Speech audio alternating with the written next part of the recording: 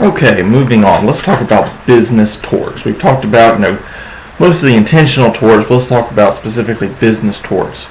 Wrongful interference with contractual relationship, or as I like to call it, tortious interference with a contract. Now, for this, you have two guys. All right, we got He-Man and Buzz-Off. He-Man and Buzz-Off, for whatever reason, are involved in the contract, maybe for the purchase and sale of widgets. All right. Now, they have a valid contract.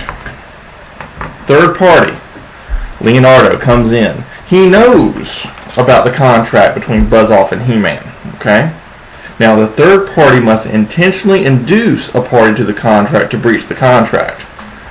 Hey, Buzz-Off, He-Man's contract with you isn't worth a damn. Cancel it and do business with me. I'll sell you widgets cheaper. Alright, he has tortiously and intentionally interfered with a contract between Buzz-Off and He-Man so that he can make more money. Alright? Now, does He-Man have damages? Absolutely. He's no longer in a contract with Buzz-Off, so who does he sue? He sues Leonardo for intentionally causing Buzz-Off to breach the contract. Okay?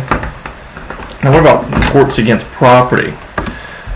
Trespass to land occurs anytime a person without permission enters into, above or below the surface of land that is owned by another, causes anything to enter the land, or remains on the land, or permits anything to remain on it. Alright?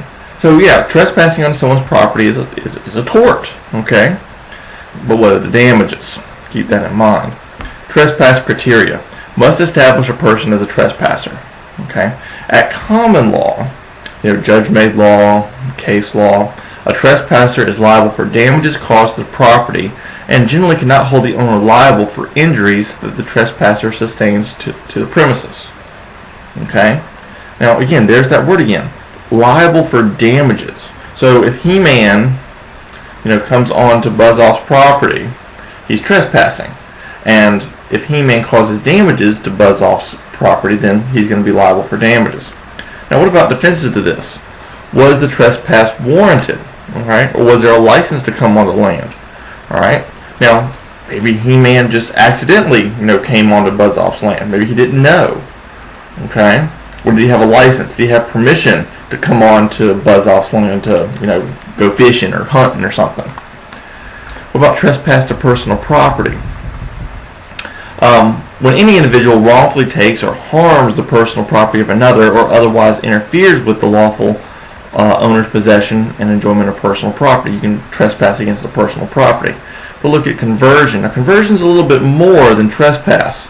When a person wrongfully possesses or uses the personal property of another without permission, and it's worse than trespass. Now, let's think about this. Let's say you're leaving a restaurant and you grab a coat that belongs to somebody else by mistake. Okay? You put it on, you walk out the door, oh my gosh, I grabbed the wrong coat. Well, guess what? You've just committed, arguably, trespass to personal property.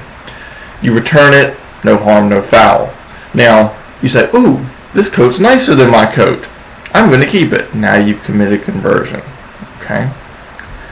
Disparagement of property. Economically injurious falsehoods are made about another's product or property rather than about the other's reputation.